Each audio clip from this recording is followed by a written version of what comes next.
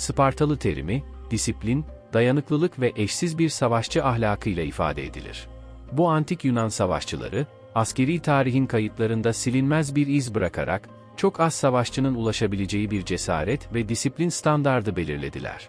Spartalılar, isimlerini yalnızca benzersiz yaşam biçimleriyle değil, aynı zamanda, Yunanistan'ın kaderini belirleyen savaşlara katılımlarıyla da tarihe kazıdılar.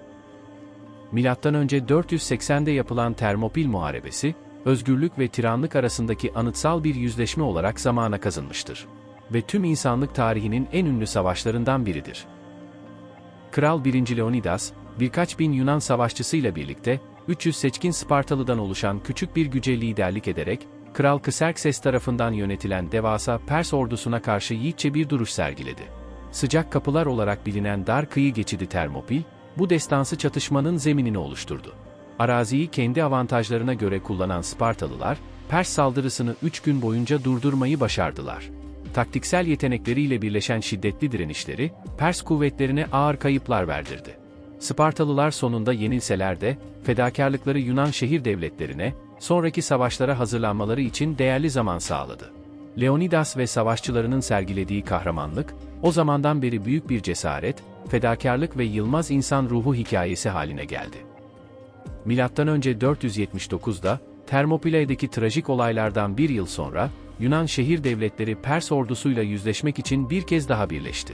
Plataya Muharebesi, General Pausanias komutasındaki Spartalılarla birlikte, Yunan kuvvetlerinin bir koalisyonunun, Pers kralı Xerxes'in ordusunun kalıntılarıyla yüzleşmesine tanık oldu.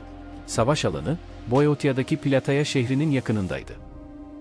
Üstün taktikler, birlik ve vatanlarını savunma motivasyonunun bir kombinasyonunu kullanan Yunanlılar, Pers kuvvetlerini bozguna uğratmayı başardı. Bu zafer, Salamis'teki deniz zaferiyle birlikte, Perslerin batıya doğru genişlemesini etkili bir şekilde durdurdu. Plataya, Panhelenik Birliğin ve Yunan şehir devletlerinin ortak bir dava uğruna, farklılıklarını bir kenara bırakma yeteneğinin bir sembolü haline geldi.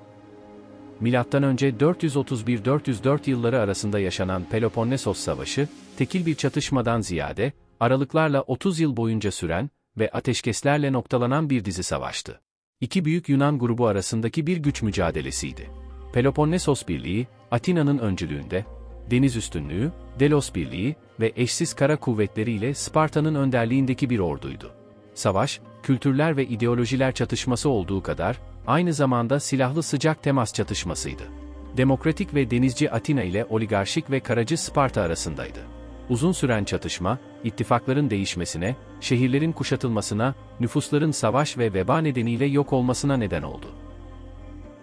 Savaşın sonunda, bir zamanlar güçlü olan Atina, yenildi, surları yıkıldı ve imparatorluğu dağıtıldı. Sparta, galip gelmesine rağmen zayıfladı ve kısa süre sonra egemenliğine yönelik zorluklarla karşı karşıya kaldı. Peloponnes Savaşı, antik Yunan dünyasını yeniden şekillendirdi. Yunanistan'ın altın çağının sonunu getiren bu savaşı kaybetmenin bedeli ağır oldu. Peloponnes Savaşı, Atina'nın gücünü yıkıcı bir biçimde sarstı. Sparta, Atina'yı yenilgiye uğratarak siyasi düzenini değiştirdi. Oligarşik bir yönetim olan Otustran, Sparta'nın desteğiyle Atina'da yönetimi ele geçirdi. Bu dönemde halk, adalet ve özgürlükten uzaklaşarak baskıcı bir düzen altında yaşadı. Sparta, savaş galibi olarak Yunan dünyasında kısa süreli bir hegemonyaya kavuştu. Ancak Sparta'nın askeri gücünün ağır bir maliyeti vardı. Peloponnes Savaşı sırasında Sparta, savaş gücünü sürdürmek için büyük miktarda kaynak harcamıştı.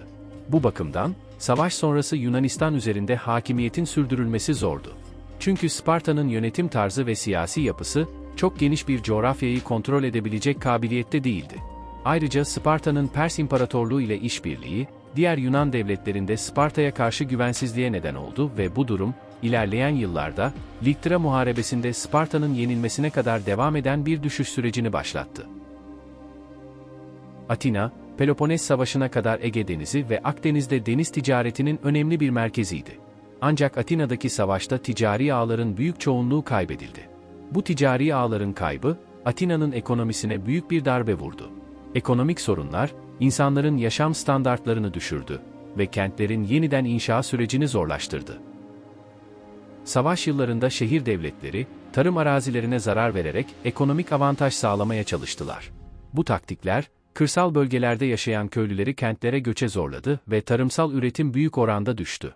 Tarımın istikrarı, savaş sürecinin Yunanistan genelinde kıtlık ve yiyecek fiyatlarının artmasına neden oldu. Bu durum, hem Atina'nın hem de Sparta'nın ekonomik gücünü etkileyerek savaşın toplumsal maliyetini daha da ağırlaştırdı. Savaş, Yunan şehir eyaletlerinde büyük bir nüfus kaybına neden oldu. Savaş sırasında erkeklerin önemli bir kısmı öldü ve bu durum, iş gücü eksikliğine yol açtı. Nüfus yetersizliği nedeniyle tarım, ticaret ve ekonomi gibi faaliyetlerde ciddi sorunlar yaşandı. Ayrıca savaş sonrasında doğan sosyal travma ve süreçte, Yunan toplumunda güvensizliğe neden oldu. Nüfus kaybının bir sonucu olarak Yunan toplumunda kölelik ve eşitsizlik daha da derinleşti. Savaş sırasında esirlerin köleleştirilmesi ve ekonomik yapının iş gücü olarak kaybı, köle sayısında artışı ve toplumun sosyal tabakaları arasındaki derinliği arttırdı. Bu durum, özellikle Atina gibi büyük şehirlerdeki sınıfsal farklılıkları keskinleştirerek, toplumsal gelişimi olumsuz etkiledi. Sparta, Peloponnes Savaşı sırasında, mali ve askeri güce ihtiyaç duyduğunda, Pers İmparatorluğundan yardım aldı. Pers İmparatorluğu, bu yardımların ardından Yunan dünyasındaki genişlemesini artırdı. Savaş sonrasında Yunan şehir devletlerinin zayıflaması, Perslerin Batı Anadolu'daki gücünü artırmasına olanak tanındı. Bu durum, Yunan şehir devletlerini siyasi olarak bağımlı hale getirdi ve Pers İmparatorluğu'nun Yunan iç işlerine daha fazla müdahale etmesine neden oldu. Peloponnes Savaşı, Yunan dünyasında geniş kapsamlı bir değişime yol açtı. Atina'nın güç kaybı ve Sparta'nın kısa süreli hakimiyeti, Yunanistan'da güç dengelerini sarstı. Ekonomik koşullar, toplumsal çöküş ve köleliğin artması gibi sonuçlar, Yunan toplumunu uzun süre etkisi altına aldı. Peloponnes Savaşı sonucunda, Yunan şehir devletleri, birleşik bir güç olarak kalma umutlarını yitirerek, zayıf ve bölünmüş bir hale geldi. Bu zayıflık, Yunan dünyasının Makedon istilasına açık hale gelmesine neden olarak, tarihin akışını değiştirdi. Peloponnes Savaşı, antik Yunan dünyasını yeniden şekillendirdi. Yunanistan'ın altın çağının sonunu işaret etti ve Makedonya Kralı II. Filip, ardından da oğlu Büyük İskender yönetiminin yükselişine zemin hazırladı.